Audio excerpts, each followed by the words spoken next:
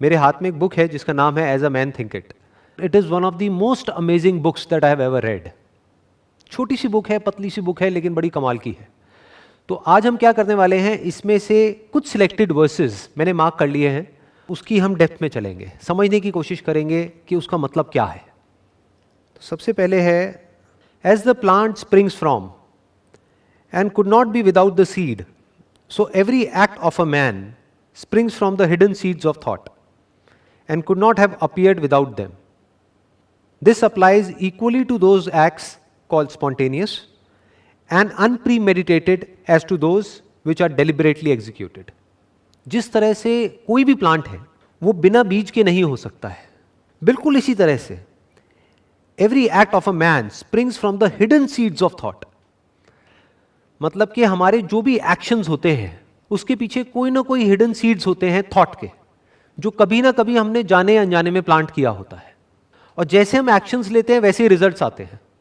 तो what that means is कि जो भी हमारी लाइफ में हो रहा है, जो भी सिचुएशन है, जैसी भी सिचुएशन है, जो भी सर्कमस्टांसेस हैं जिसको हम ब्लेम कर रहे हैं, जिसकी वजह से हम दुखी हो रहे हैं, वो जो सर्कमस्टांसेस हैं वो जाने या अनजाने हमने खुद क्रिएट करे हैं. कहीं ना कहीं ऐसे कुछ थॉट्स थे जो एक्शंस में कन्वर्ट हुए. जैसे एक्शंस वैसे ही रिजल्ट्स, जैसे रिजल्ट्स वैसी ही या तो सफरिंग या जॉय. या तो हमें खुशी मिलती है उन एक्शंस की वजह से, उसका आउटकम या तो खुशी होता है या दुख होता है. तो इसका मतलब हमारी जिंदगी में जो भी खुशियां हैं या जो भी दुख है उसकी जड़ कहीं बाहर नहीं है, वो हमारे अंदर ही है. ये यहां पे कहा जा रहा है. इसी को और आगे बढ़ाते हैं. This applies equally to those acts called spontaneous. मतलब लोग कई बार बोलते हैं कि जो भी मैं कर रहा हूं ये बड़ी स्पॉन्टेनियसली हो रहा है, यानी बिना सोचे हो रहा है. कई बार होता है ना, हम कुछ ऐसा कर रहे होते हैं जो बिना सोचे हो रहा होता है, तो हमें ऐसा लगता है कि अच्छा इसमें तो थॉट का कोई रोल ही नहीं है. अगर वो स्पॉन्टेनियस भी है, यानी बिना सोचे समझे भी हम कुछ कर रहे हैं, तो उसके पीछे भी सबकॉन्शियस लेवल पे कोई ना कोई सीड है जो प्लांट हो रखा है. वो सीड क्या है? थॉट. अगर हमारे अंदर कोई इंफॉर्मेशन ना हो, किसी भी तरह का कोई थॉट ना हो, कोई मेमोरी ना हो, तो कोई भी एक्शन होना पॉसिबल नहीं है. उस वक्त जो एक्शंस होंगे वो सिर्फ और सिर्फ सर्वाइवल के लिए होंगे, कि भूख लगी खाना खाया, प्यास लगी पानी पिया, दैट्स इट. उसके अलावा और कुछ होना पॉसिबल ही नहीं है. तो कहा जा रहा है this applies equally to those acts called spontaneous and unpremeditated. एक बड़ा सिंपल सा एग्जांपल देता हूं. बिना वजह हमें बुरा लग रहा है, बिना वजह ही मन दुखी है. कई बार तो कोई वजह होती है जिसकी वजह से हम दुखी हो रहे होते हैं. कई कई बार होता है मूड खराब है लेकिन पता ही नहीं है क्यों खराब है. हमें पता नहीं है, इसका मतलब ये नहीं है कि पीछे कोई वजह नहीं है. वजह यही है कि कहीं ना कहीं कोई ऐसा थॉट हमने प्लांट कर दिया है जाने अनजाने में, जिसका हमको फल मिल रहा है. वो फल क्या है? कि हमारा मूड खराब है. यानी अगर नीम का बीज कहीं पर बो दिया है, चाहे जानबूझ करके या अनजाने में, तो कड़वाहट हमारी जिंदगी में आनी ही आनी है. और अगर आज हमको मिठास आ रही है, कई बार ऐसा भी होता है बिना वजह ही हम खुश हो रहे होते हैं, तो इसका मतलब उसके पीछे भी कोई ना कोई थॉट है जो हमने प्लांट किया हुआ है. कहीं ना कहीं कोई अच्छी बात है. हो सकता है वो थॉट कहीं और से आया हो सकता है बचपन में हमारे माँ बाप ने कोई ऐसी कहानियां हमको सुना दी हो, या कोई ऐसी बात बता दी हो. इसी को संस्कार बोलते हैं, कि जाने अनजाने कोई ऐसी बात बोल दी हो, वो उस खुशी में कन्वर्ट हो रही है. और जब बुरा लग रहा है या डर लग रहा है या एंजाइटी हो रही है, किसी तरह से हम डिप्रेस फील कर रहे हैं, तो उसके पीछे भी कोई ना कोई थॉट है. अब वो कहां से आया है कोई नहीं बता सकता. वो कितना डीप है हमारे सबकॉन्शियस लेवल पे कोई नहीं बता सकता. कॉन्शियस और सबकॉन्शियस में भी फर्क को समझना जरूरी है. कॉन्शियस मतलब जो अभी हम अवेयर हैं कि किस तरह के थॉट्स हमारे अंदर चल रहे हैं, वो सब हो गया कॉन्शियस. हमने सोचा और फिर एक्ट किया, ये क्या है? कॉन्शियस. लेकिन बहुत कुछ ऐसा होता है हम सोच करके नहीं करते, वो अपने आप ही हो रहा होता है. जैसे सुबह अगर कभी नोट करोगे, किसी की आदत है, अगर फॉर एग्जांपल कोई अपनी ट्राउजर पहन रहा है, तो पहले आदत है राइट पैर उठाने की, तो अपने आप ही राइट पैर ऊपर उठेगा. किसी की लेफ्ट पैर की है तो अपने आप ही लेफ्ट पैर ऊपर उठेगा. उसके लिए सोचना नहीं पड़ता है, अपने आप होता है. वो कहां से हो रहा है? सबकॉन्शियस से हो रहा है. एक काम को करते करते करते करते करते करते उसकी प्रैक्टिस हो जाती है. जैसी प्रैक्टिस हो जाती है वैसी हमारी आदत पड़ जाती है. जैसी आदत पड़ जाती है उसके अकॉर्डिंग काम होने लग जाता है. तो कहने का मतलब क्या है कि अगर हमको अपनी लाइफ में कुछ भी बदलना है, जो सिचुएशंस है उसको बदलना है, सर्कमस्टांसेस को बदलना है, तो हम डायरेक्टली उसके ऊपर काम नहीं कर सकते. बिल्कुल ऐसा है जैसे अगर कोई बीमारी है उसको हमको ठीक करना है, तो तो उसके इफेक्ट्स को ठीक करके हम बीमारी को ठीक नहीं कर सकते, उसके कॉज को ठीक करना पड़ेगा। तो cause is always a thought. जैसे एकदम से कोई सिचुएशन होती है, फॉर एग्जाम्पल अभी लॉकडाउन हुआ, तो लॉकडाउन की वजह से बहुत सारे लोगों को तरह तरह की एंजाइटी हो रही है। तो ये मत समझो वो लॉकडाउन की वजह से हो रही है, वो एंजाइटी तो अंदर पड़ी ही हुई थी, लेकिन जो सिचुएशंस थी वो फेवरेबल थी। जैसे ही सिचुएशंस अनफेवरेबल हुई तो वो एंजाइटी जो अंदर पड़ी हुई थी वो बाहर आ गई। तो वो सब पड़ी हुई थी, वो डर अंदर पड़ा हुआ था, वो उसकी वजह से नहीं आया, वो पड़ा हुआ था। और जिसके अंदर वो डर नहीं था, लॉकडाउन के बावजूद भी उनको डर नहीं लग रहा, ना एंजाइटी हो रही है, बल्कि वो इसको भी पॉजिटिवली देख रहे हैं। ऐसे भी कुछ लोग हैं। तो अब पॉइंट क्या आ रहा है यहाँ पे, बहुत इंटरेस्टिंग जो पॉइंट समझने वाला है, एक बहुत बड़ा चैलेंज है हमारे सामने कि भाई जो नेगेटिव सीड्स हैं, मान लो नीम के बीज जाने अनजाने बो दिए गए हैं और वो 20 साल पहले 30 साल पहले बो दिए गए हैं, जिसका अब हमको रिजल्ट मिल रहा है, यानी जिंदगी में दुख ही दुख है, कड़वाहट ही कड़वाहट है। अब क्या करें? क्या इस पेड़ को काटा जा सकता है? क्या इस बीज को उखाड़ा जा सकता है? Not possible. तो क्या किया जा सकता है? अपना ध्यान वहां से हटा करके लगा दो नए बीज बोने में, यानी सही थॉट्स। तो धीरे धीरे, इट विल टेक टाइम। अब यहां पे पेशेंस रखना होगा, ये 1 दिन में या 2 दिन में नहीं होने वाला।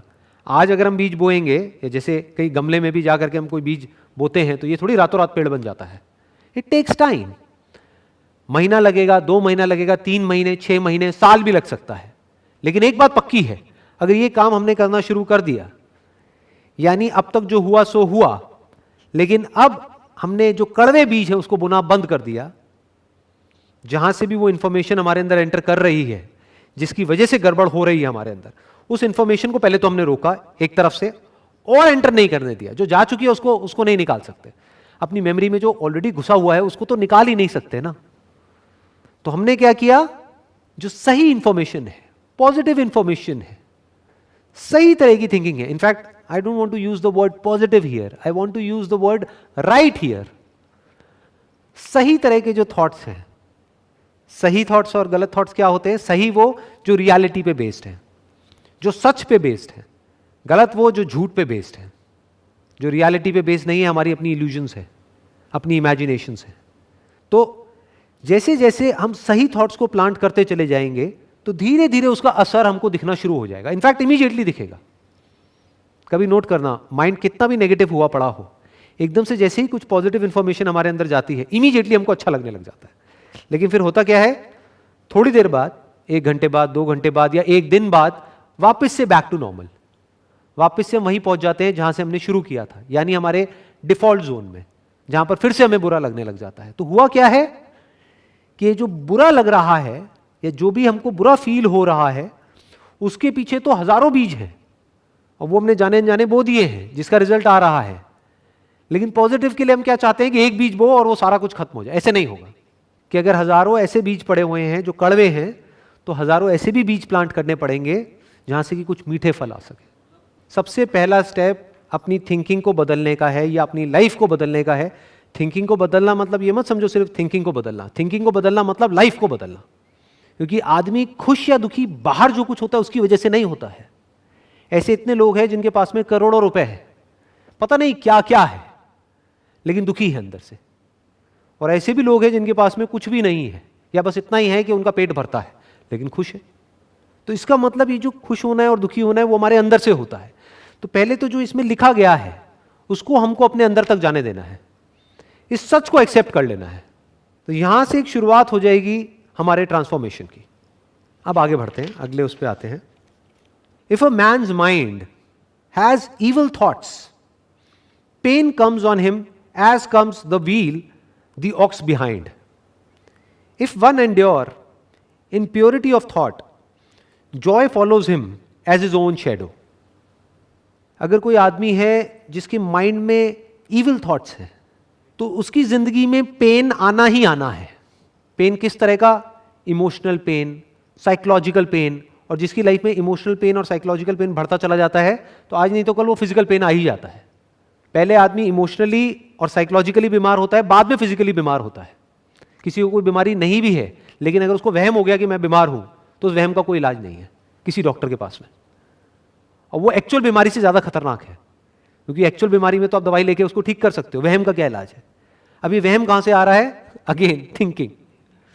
तो pain comes on him as comes the wheel the ox behind.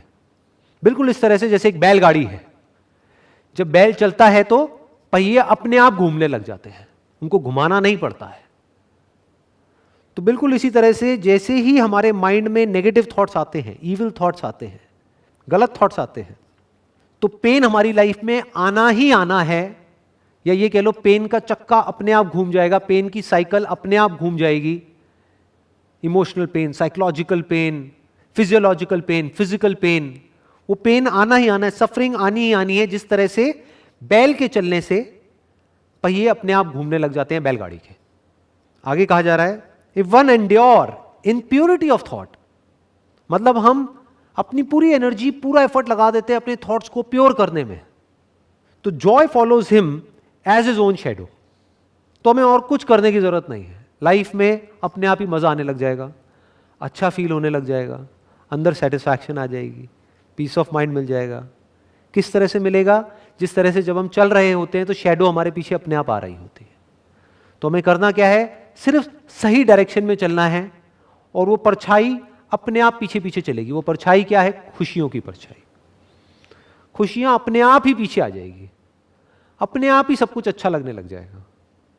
तो कोई भी ऐसा थॉट जो हमारे अंदर गुस्सा पैदा करता है, जेलसी पैदा करता है, लालच पैदा करता है, या हमको और एंटैंगल्ड करता है चीजों के अंदर, वो सब क्या है? Negative thoughts, evil thoughts. तो मुझे बताने की जरूरत नहीं है, इट इज अ फैक्ट कि जैसे ही ऐसा कोई थॉट हमारे अंदर आता है उसके बाद क्या होता है? क्या पीछे पीछे पेन आता है? नहीं आता है। गुस्सा जब हम करते हैं तो उसका एंड रिजल्ट क्या होता है? हम खुद के लिए भी पेन क्रिएट करते हैं और अपने साथ वाले लोगों के लिए भी पेन क्रिएट करते हैं। और जब हम गुस्से के थ्रू एक्ट ना करके प्योरिटी ऑफ थॉट, यानी आराम से सामने वाले को समझ करके, उसको बेनिफिट ऑफ डाउट दे करके, अपने आप को उसकी जगह पे रख करके फिर समझते हैं, तो एंगर आना पॉसिबल ही नहीं है।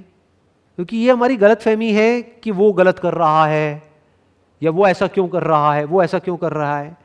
जो सच है ना, सच जो समझना है, अब ये देखना, ये जो अभी मैं बोलने वाला हूं ये सही थॉट है, पॉजिटिव थॉट नहीं, ये सही थॉट है। वो क्या है कि जो भी सामने वाला बंदा है या पर्सन है, वो जिस भी तरह से एक्ट कर रहा है, अगर बचपन से आज तक आपके साथ भी वही हुआ होता जो उसके साथ हुआ है, आपने भी वही सब फेस किया होता जो उसने फेस किया है, तो आप भी एग्जैक्टली वही कर रहे होते जो वो कर रहा है, उससे इतना सा भी अलग नहीं। जैसा अंदर उसके सॉफ्टवेयर पड़ा है वैसे ही तो एक्शंस होंगे। ये माइंड क्या है? एक सॉफ्टवेयर के जैसा है। जो सॉफ्टवेयर बना है मान लो 20 साल में, 30 साल में, 50 साल में, तो उसके हिसाब से वो एक्ट कर रहा है। तो वहां पे फ्रस्ट्रेट होने की जरूरत नहीं है कि वो ऐसा क्यों कर रहा है। लड़ने की जरूरत भी है तो लड़ लो, कुछ सिचुएशंस ऐसी भी होती है जहां पे सेल्फ डिफेंस के लिए लड़ना होता है, but not out of anger, but out of compassion. जैसे कोई आदमी है, वो सोसाइटी में कुछ बहुत ही गलत कर रहा है, तो वहां पे गुस्सा नहीं करना है उसके ऊपर, क्योंकि हो सकता है बचपन से आज तक जैसी उसकी परवरिश हुई है, जो भी उसने देखा है, उसके साथ में सिर्फ गलत ही गलत हुआ है, तो उसको पता ही नहीं है सही होता क्या है। उसको कभी प्यार मिला ही नहीं है, तो उसको प्यार का मतलब तक नहीं पता है। उससे बोलोगे प्यार तो उसको समझ ही नहीं आएगा प्यार मतलब क्या, वो फील तक नहीं कर सकता है। तो वो कुछ गलत काम कर रहा है। तो एक तरीका तो ये हो सकता है हम उस पर गुस्सा करें, दूसरा तरीका क्या हो सकता है? कंपैशन। उसको समझे पहले, फिर उसको पनिश करें। क्यों पनिश करें? क्योंकि पनिश करना भी जरूरी है, क्योंकि अगर एक को पनिश नहीं किया गया तो उसके जैसे हजारों लाखों लोग और खड़े हो जाएंगे सोसाइटी में। तो अब यहां पे क्या समझना है? If one endure in purity of thought, joy follows him as his own shadow. अभी प्योर थॉट्स क्या है? सबसे जो प्योर थॉट है ना इस दुनिया का, सबसे प्योर, वो क्या है कि मुझे इस दुनिया में उसी तरह से एक्ट करना है दूसरों के साथ में जैसे मैं चाहता हूं कि वो मेरे साथ में एक्ट करें। मतलब अपने आप को अगर हम औरों की जगह पे रख करके देख सकते हैं तो 99% प्रॉब्लम्स वहीं डिसॉल्व हो जाती है। This is called purity of thought. नहीं तो हम हमेशा गलती क्या करते हैं? इम्प्योर थॉट क्या है? हम अपने आप को सही प्रूव कर देते हैं, एज इफ कि हमारे अंदर सब कुछ सही ही सही है, और सामने वाले को 1 मिनट में गलत प्रूव कर देते हैं, जैसे कि उसके अंदर सब कुछ गलत ही गलत है। उसके अंदर कुछ गलत भी है और सही भी है, ऐसे ही हमारे अंदर कुछ गलत भी है और सही भी है। तो इसको देख लेना इज अ प्योर थॉट। आगे कहा जा रहा है cause and effect is as absolute and undeviating in the hidden realm of thought as in the world of visible and material things. हर चीज का कोई ना कोई कॉज होता है, जैसा कॉज होता है वैसा ही इफेक्ट होता है। बिना कॉज के क्या कोई इफेक्ट हो सकता है? इम्पॉसिबल। तो जो भी साइंटिफिक लॉज हैं that is based upon cos and effect, कि पहले कॉज होता है बाद में इफेक्ट होता है। बिल्कुल इसी तरह से it's an absolute and undeviating law in the hidden realm of thought. यहां तो हमको दिख जाता है कॉज एंड इफेक्ट, कि मान लो आग लगी हुई है, वहां पे हमारा हाथ गया तो गर्म लगा, हाथ जल गया, ये क्या है? Cause and effect. बर्फ हाथ पे रखी तो ठंडा लग रहा है, ये क्या है? Cause and effect. बट इसी तरह से ये तो हमको दिख जाता है और ये कोई भी देख सकता है, लेकिन ये देखने के लिए एक अलग नजर चाहिए कि जब अंदर हम कुछ भी अच्छा सोचते हैं तो किस तरह से अंदर ठंडक मिलती है, और जैसे ही कुछ गलत सोचते हैं किस तरह से अंदर सब कुछ जलने लग जाता है। जब हम जेलसी करते हैं, जेलसी का मतलब ही जलन है, मतलब जलना, तो क्या होता है? अंदर हीट बढ़ने लग जाती है। और जैसे ये इम्बैलेंस होता है तो ये मत समझो सिर्फ साइकोलॉजिकल लेवल पे प्रॉब्लम्स होती हैं, बॉडी के लेवल पे भी अनलिमिटेड प्रॉब्लम शुरू हो जाती है। तो कॉज एंड इफेक्ट उतना ही पक्का है अंदर की दुनिया में जितना कि बाहर की दुनिया में, ये हमको समझना पड़ेगा। तो हम क्या करेंगे, अगर ये बात हमको समझ आ गई तो हम इफेक्ट पे काम नहीं करेंगे, हम कॉज पे काम करेंगे। इफेक्ट क्या है? फॉर एग्जाम्पल आपके सर में बहुत दर्द रहता है, तो आपको देखना है उसका कॉज क्या है। हो सकता है cause, and there is a strong possibility, जो कॉज है वो स्ट्रेस है। तो अगर इस कॉज एंड इफेक्ट को हम अच्छे से समझ जाते हैं तो हम अब हेडेक पे काम नहीं करेंगे, यानी हेडेक की गोली नहीं खाएंगे। हम स्ट्रेस पे भी काम नहीं करेंगे जिसकी वजह से हेडेक हो रहा है, उस स्ट्रेस के कॉज तक जाएंगे। उसके पीछे कहीं ना कहीं कोई गलत थॉट है जिसकी वजह से स्ट्रेस हो रहा है। फॉर एग्जाम्पल रिलेशनशिप में प्रॉब्लम चल रही है, तो लोग क्या कोशिश करते हैं कि किसी तरह से रिलेशन ठीक हो जाए, और उसका भी शॉर्टकट क्या निकालते हैं कि सामने वाला बदल जाए। ये क्या है? इफेक्ट पे काम करना, कॉज पे नहीं। यानी रिलेशनशिप में प्रॉब्लम है तो हो सकता है बजाय बाहर देखने के हम अपने अंदर झांक करके देखेंगे तो हमको जड़ मिलेगी, अच्छा इसकी जड़ ये है कि मैंने जरूरत से ज्यादा एक्सपेक्टेशंस कर लिया सामने वाले इंसान से, मैं खुद उसको कुछ भी नहीं दे रहा हूं। Relationship is all about give and take. मैं खुद उसके लिए बोल तो रहा हूं कि मैं ये कर रहा हूं, वो कर रहा हूं, वो कर रहा हूं, लेकिन मैं खुद देखा जाए तो उसके लिए 10% कर रहा हूं, लेकिन बदले में उससे 90% एक्सपेक्ट कर रहा हूं। मैं खुद नहीं बदल रहा हूं लेकिन उसको बदलना चाहता हूं। तो जैसे ही हमको ये समझ आएगा तो क्या होगा? क्या हमारे एक्शंस नहीं बदल जाएंगे? क्या उसको देखने का नजरिया नहीं बदल जाएगा? और जब वो बदलेगा, हमारे अंदर से ग्रैटिट्यूड निकलेगा, हमारे दिल से उसके लिए एक थैंकफुलनेस निकलेगी, दिल से हम भगवान को थैंक्स करेंगे, सिर्फ ऊपर ऊपर से बोलने के लिए नहीं कि थैंक यू सो मच भगवान, आपने मुझे इतना अच्छा लाइफ पार्टनर दिया। तो क्या सब कुछ बदल नहीं जाएगा? कहाँ गई वो रिलेशनशिप की प्रॉब्लम्स? क्या रिलेशनशिप और स्ट्रांग नहीं होने लग जाएगी? इतना आसान होता है। तो काम कहां करना है? अपने थॉट्स के ऊपर, ना कि बाहर। आगे बढ़ते हैं। By the right choice and true application of thought man ascends to the divine perfection. By the abuse and wrong application of thought he descends below the level of the beast. हमारे पास में हमेशा choice होती है कि हम किस तरह की इंफॉर्मेशन अपने अंदर डालते हैं। वो चॉइस होती है, नहीं होती है? मोबाइल में हर तरह की इंफॉर्मेशन है, गंदगी से गंदगी और अच्छे से अच्छा, प्योर से प्योर और इम्प्योर से इम्प्योर। चॉइस किसके हाथ में है कि क्या देखना है क्या नहीं देखना है? हमारे हाथ में है। हाँ, एक प्रॉब्लम यहां पर आएगी, जिस तरह की हमारी आदत बन जाती है उससे अलग जैसे ही हम कुछ करते हैं तो शुरू में कुछ टाइम तक अनकंफर्टेबल लगता है। जैसे किसी की आदत है बहुत ही ऐसे थॉट्स अपने माइंड में प्लांट करने की जो अंदर जा करके कुछ सही काम करते हैं, तो उसको एकदम से आप कुछ नेगेटिव दिखाओगे तो वो नहीं देख पाएगा ज़्यादा देर तक, उसको अंदर से अनकंफर्टेबल फील होने लगे, वो कहेगा बंद करो ना यार, ये सब क्या लगा दिया, ये न्यूज़ व्यूज़ ये हटाओ ना, क्या गंदगी है ये। या वो जो चैनल पे डिबेट आते हैं, चीख रहे हैं, चिल्ला रहे हैं, कुत्ते बिल्ली की तरह लड़ रहे हैं, तो वो बंदा देख ही नहीं सकता, उसको अंदर से अजीब सा फील होने लग जाएगा।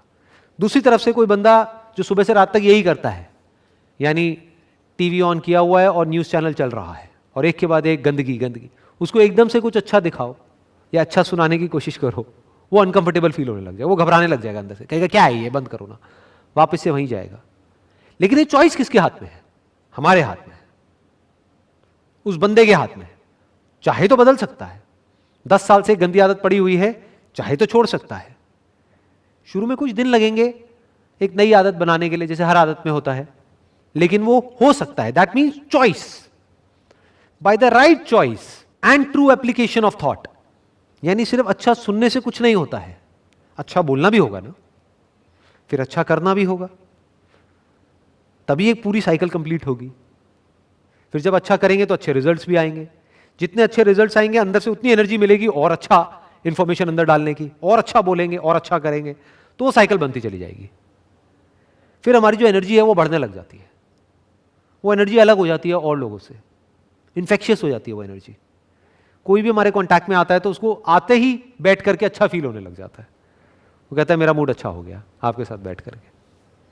Man ascends to the divine perfection. Divine perfection का मतलब यह है कि एक ऐसी परफेक्शन जहां पर के एक आदमी अवेयर हो जाए कि उसके अंदर चल क्या रहा है, उसी को कहेंगे ना डिवाइन परफेक्शन। डिवाइन परफेक्शन का मतलब यह नहीं है कि हमारे अंदर कुछ नेगेटिव थॉट ही ना आए। डिवाइन परफेक्शन का मतलब यह है कि अगर कुछ उल्टा आए भी तो आया, उसको हमने देखा, जैसे कि कोई मेहमान आ गया है घर में जो हमें पसंद नहीं है लेकिन आ गया है, कोई बात नहीं, तो उस मेहमान को देखा, वो रहा और वो चला गया, इसको कहेंगे डिवाइन परफेक्शन। डिवाइन परफेक्शन का मतलब क्या, कि हमारा नेचर ऐसा बन जाए, हमारी आदतें ऐसी बन जाए कि ऑटोमेटिकली हमारा जो दिमाग है वो सही डायरेक्शन में ही जाए। कभी अगर गलत डायरेक्शन में जाए भी तो थोड़ी देर के लिए गया, लेकिन वहां पर हमको गंदा फील होने लग जाए अंदर से, और हम फिर से अपने डिफॉल्ट जोन में चले जाएं। और डिफॉल्ट जोन क्या हो, जहां पर कुछ कंस्ट्रक्टिव अंदर चल रहा है, कुछ क्रिएटिव चल रहा है, कुछ ऐसा चल रहा है जो उसके लिए भी सही है, जिसके अंदर वो चल रहा है, और उसके आसपास में जो लोग हैं उनके लिए भी सही है, उसी को कहेंगे ना डिवाइन परफेक्शन। यानी कि कुछ ऐसे थॉट्स जिसका एंड रिजल्ट खुशी हो, शांति हो, सेटिस्फैक्शन हो, सेल्फ ग्रोथ हो। सिर्फ आउटर ग्रोथ नहीं, सेल्फ ग्रोथ। आउटर ग्रोथ जरूरी है, दुनिया में ग्रोथ का मतलब क्या, पैसा कमाओ, जरूरी है, उससे ज्यादा जरूरी है self growth. Bye the abuse and wrong application of thought he descends below the level of the beast. अगर इसको हम सही से अप्लाई ना करें, थॉट को, अपनी जो थिंकिंग है उसको सही डायरेक्शन ना दें, अब्यूज करें। अब्यूज का मतलब क्या है, कि कुछ भी अंदर भरते चले जा रहे हैं। आजकल कुछ ऐसी ऐसी वेब सीरीज आ रही हैं जिसमें इतनी नेगेटिविटी है, इतना वायलेंस है जिसकी कोई हद नहीं है। तो हमें क्या लगता है, उसको हमने देखा और एंटरटेनमेंट हुआ और काम खत्म। ऐसा नहीं होता है जी, वो बैठ जाता है हमारे अंदर। जिस तरह से अगर हमारे साथ में कुछ वायलेंट हुआ है लाइफ में, कभी हमारे साथ में कुछ बहुत गलत हुआ है, तो वो बैठा हुआ है ना, निकलता नहीं है ना, चाहे हम कॉन्शियस ना हो उसको लेकर के। ऐसे ही अगर हम कुछ बहुत ज्यादा वायलेंट देखते हैं, बहुत ही ज्यादा नेगेटिव देखते हैं, बहुत ही ज्यादा करप्ट कुछ देखते हैं, तो that is called abuse of thought. वो हमारे अंदर जाकर के बैठना ही बैठना है। और फिर एक दिन एक ऐसी सिचुएशन आएगी, वो सिचुएशन कब आएगी कोई नहीं कह सकता, 1 महीने में आए, 1 साल में आए, 2 साल में आए, 10 साल में आए, सिचुएशन आएगी जब वो हमारा वायलेंस बाहर आएगा। फिर हम कहेंगे कि ये क्या हो गया, एक सीधा साधा आदमी बीस्ट कैसे बन गया, इसमें यही कहा गया है, below the level of the beast, कि ये आदमी तो बिल्कुल ही सीधा साधा है, ये हैवान जैसी हरकतें क्यों कर रहा है, क्योंकि कहीं ना कहीं उसने थॉट को अब्यूज किया है, थॉट को लाइटली लिया है। थॉट को लाइटली लेने का मतलब क्या, किसी भी तरह की इंफॉर्मेशन को अंदर जाने दिया है, तो वो एग्रेशन वो अंदर स्टोर हो गया है, तो जब मौका आया तो वो एकदम से बाहर आ गया। अब वो आदमी खुद ही नहीं समझ पा रहा है कि ये कौन है, कि मैं ये हूं जो ये हरकतें कर रहा हूं, या जो थोड़ी देर पहले तक था वो हूं। एक डुअल पर्सनैलिटी वहां पर क्रिएट हो जाती है। एक तरफ से आदमी नॉर्मल लग रहा होता है, एक तरफ से ऐसी हरकतें कर रहा होता है जो बहुत ही गिरी हुई है। उसकी जड़ क्या है, उसकी वजह क्या है, abuse of thought, wrong application of thought, गलत तरीके से हमने अप्लाई किया। आगे बढ़ते हैं। Only by much searching and mining are gold and diamonds obtained, and man can find every truth connected with his being if he will dig deep into the mine of his soul, and that he is the maker of his character, the molder of his life and the builder of his destiny. जैसे हमको सोने की खान को ढूंढना है तो उसके लिए क्या करना पड़ेगा, पहले तो ढूंढना पड़ेगा, searching.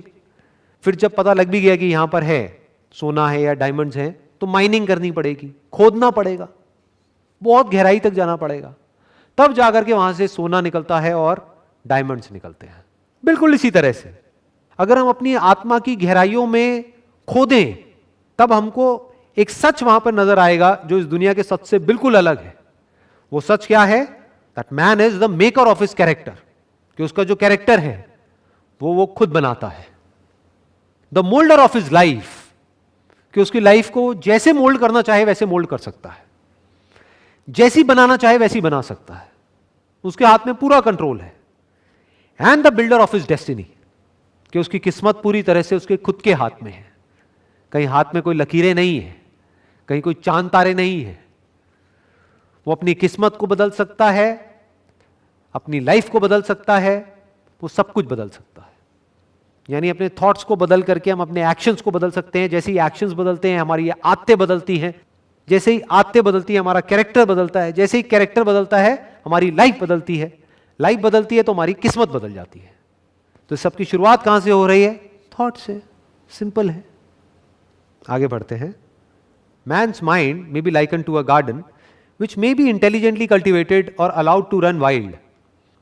But whether cultivated or neglected, it must and will bring forth.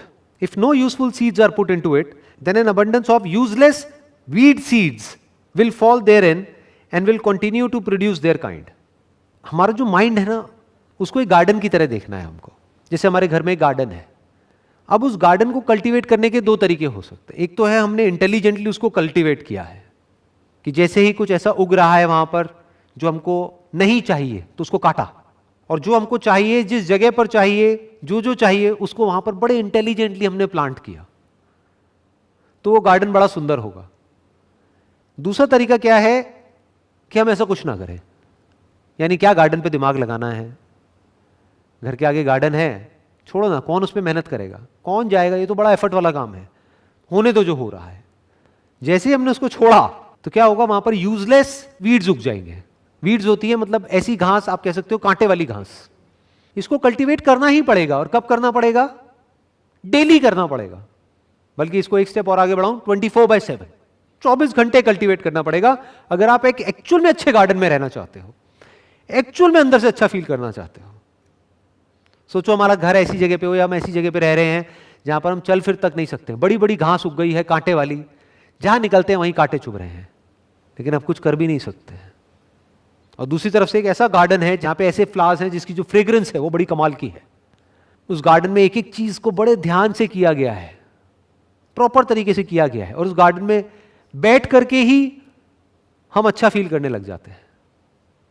लेकिन अगर ऐसा गार्डन हमें चाहिए तो वो एक दिन में नहीं बनेगा। और ये काम ऐसा नहीं है कि हमने 1 महीने तक किया, 1 साल तक किया, बस उसके बाद में छोड़ दिया। जैसे ही छोड़ दिया, इसमें क्या कहा जा रहा है, जैसे ही छोड़ दिया, आपको कुछ करने की जरूरत नहीं है, वो वीड्स अपने आप उगने लग जाएंगे। मतलब क्या है कि डेली बेसिस पे हमको 2 काम करने होंगे। एक, जिस तरह के प्लांट्स हमको चाहिए, जिस तरह के फ्रूट्स हमको चाहिए, उस तरह के बीज बोने हैं। और दूसरा, जिस तरह के नहीं चाहिए उसको जड़ से काटना है।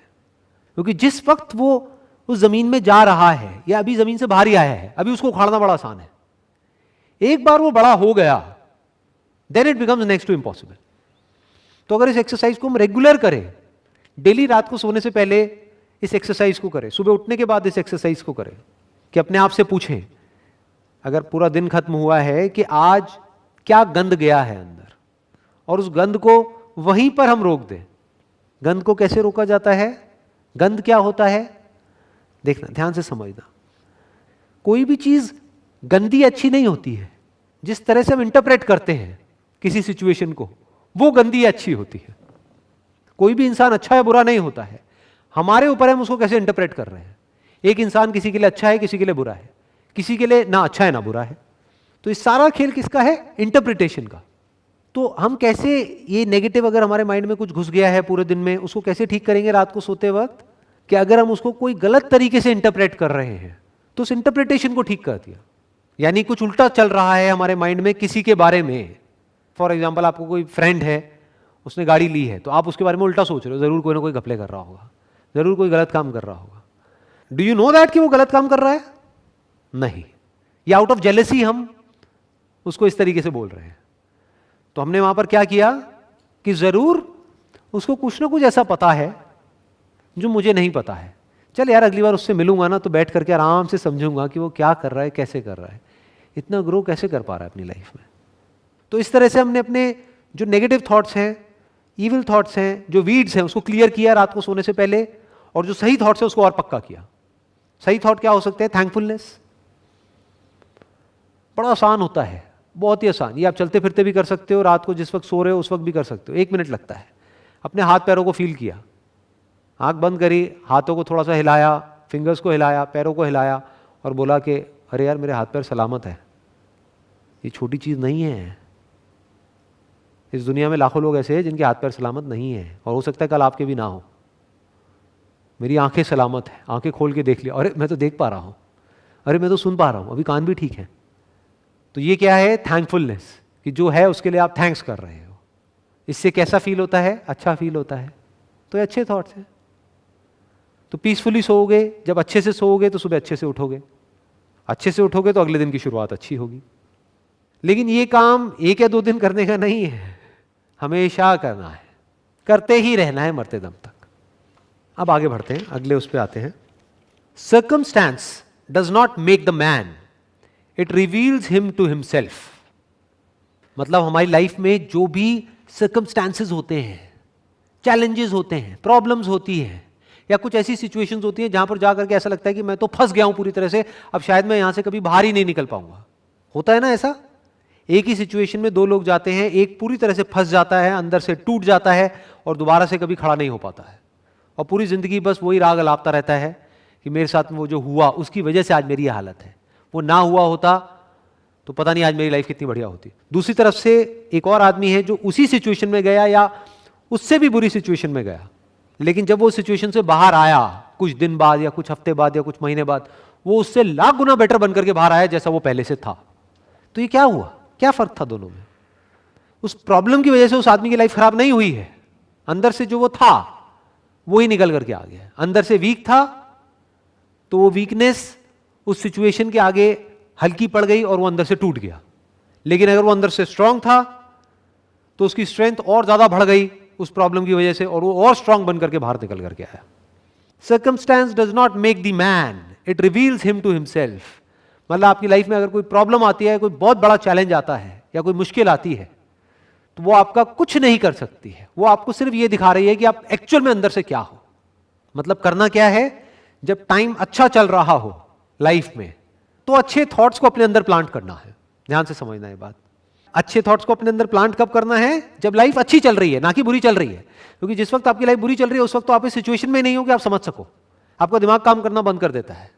उस वक्त तो फैसले का वक्त होता है कि प्रॉब्लम आ गई है, अब यहीं कहीं फैसला होगा, या तो ये प्रॉब्लम तुझे तोड़ेगी या तू प्रॉब्लम को तोड़ेगा। कोई लड़ाई है बहुत बड़ी, तो उस वक्त अपने आप को तैयार नहीं किया जाता। जिस वक्त आपको लड़ना है उससे कई साल पहले से तैयारी शुरू हो जाती है, तब जाकर के उस प्रॉब्लम में आप लड़ पाते हो।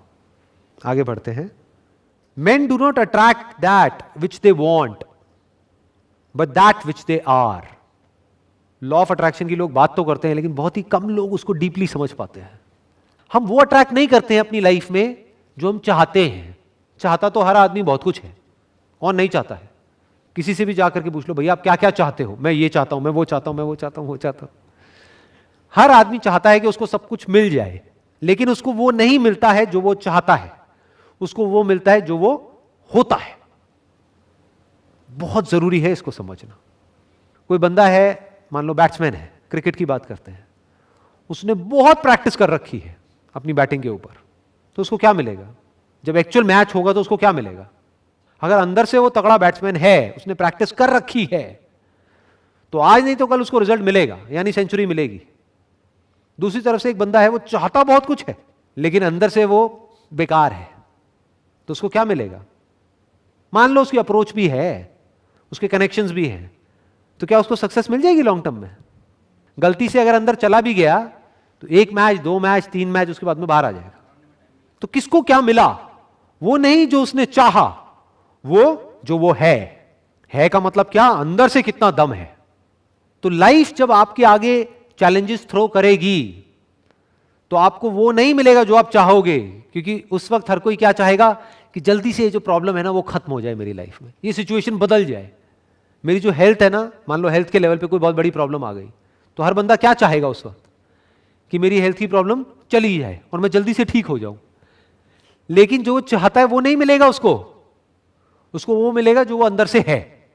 यानी अगर कभी उसने अपनी थिंकिंग पे काम ही नहीं किया है, और ये जो माइंड है जिसकी गार्डन की अभी हमने बात करी, वो ऐसा गार्डन है जहां पर कांटे वाली घास है, तो वो और डर जाएगा।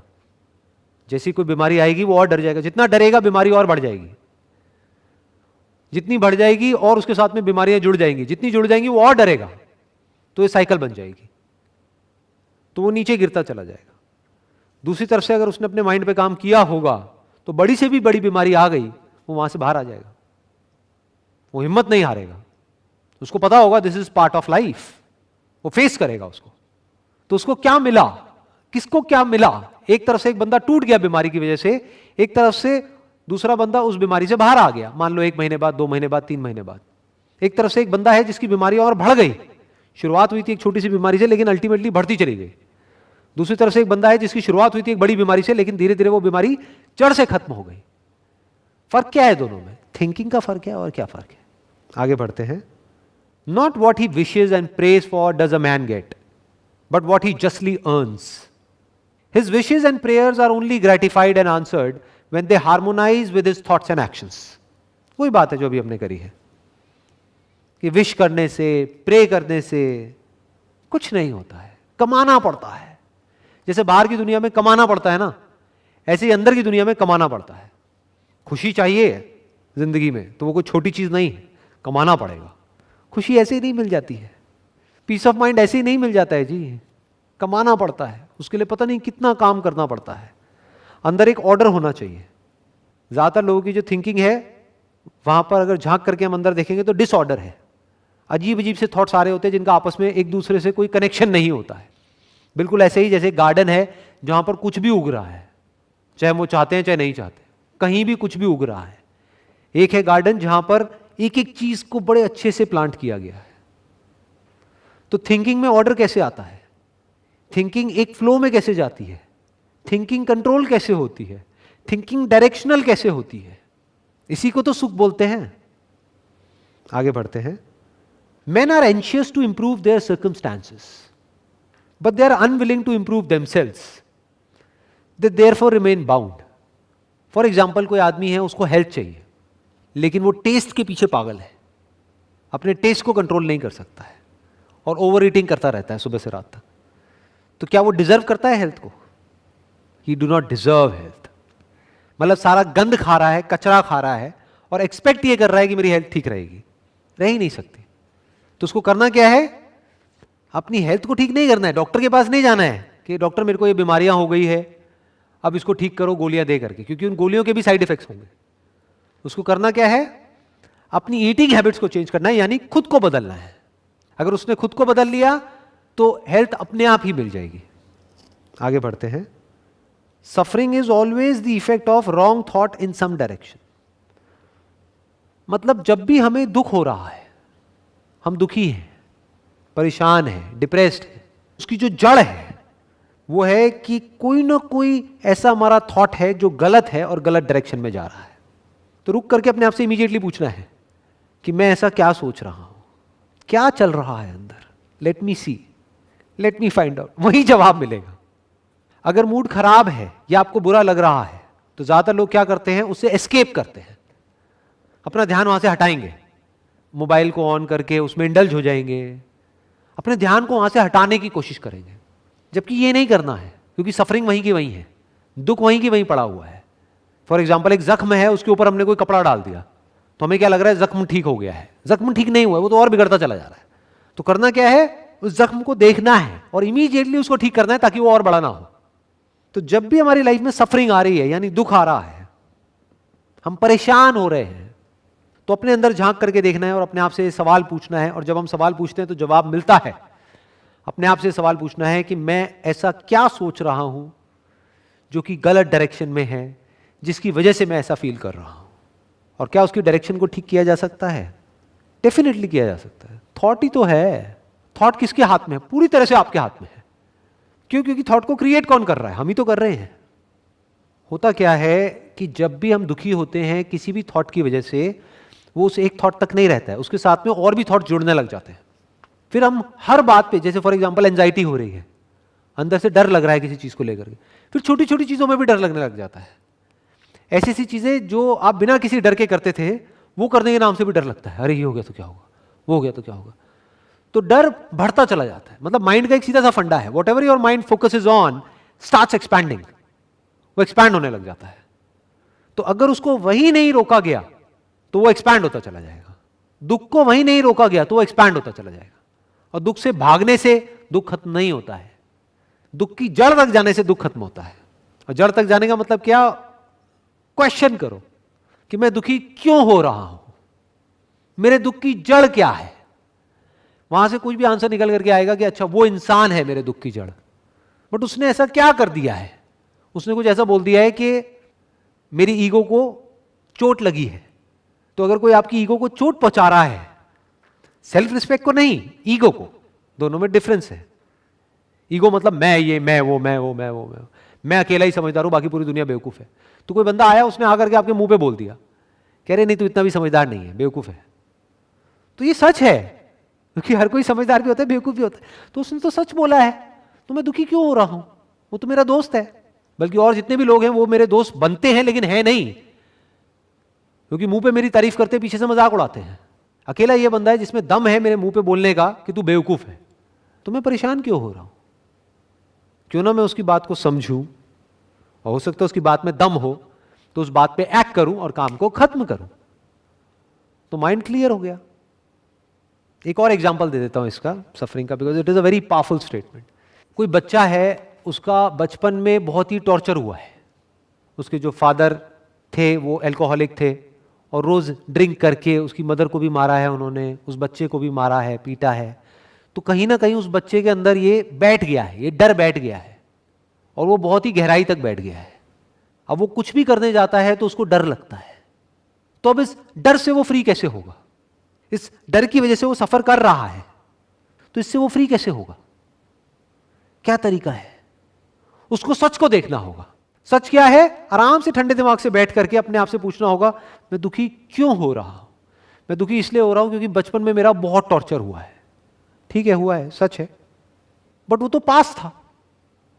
तो आज मैं दुखी क्यों हो रहा हूं? तो क्या करना होगा? अपने अंदर से जो आज आप हो वो बन करके उस बच्चे से बात करनी होगी।